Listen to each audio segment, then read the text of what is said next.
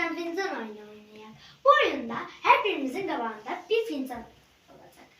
Fincanların birinin içində alma olacaq. Əgər oynayan kişi o fincanın içində almanı tapa bilərsə, qalib gələcək. Amma əgər tapa bilməzsə, bizə şiir, rəqs, mahnı və yaxud da tapmaca deyəcək. Razısınız, oynayaq?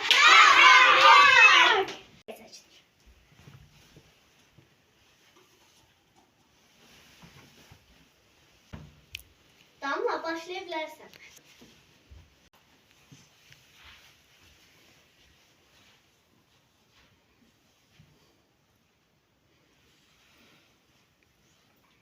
Damla ise bize yansımadı diyecek.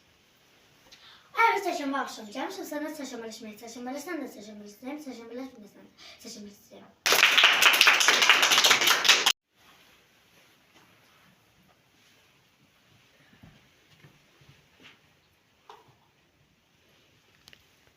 Nuray, gel ahtar tak.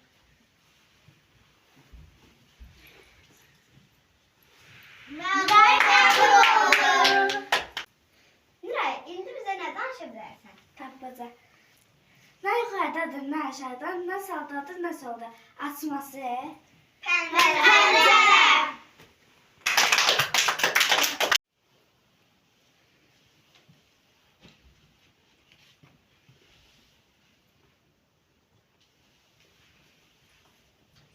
Nuray, aktarabilirsin.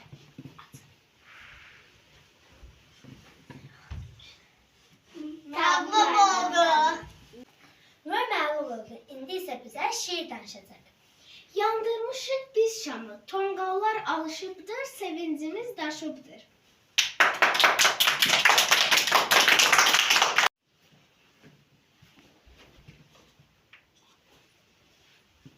Sara, başlayabilirsin.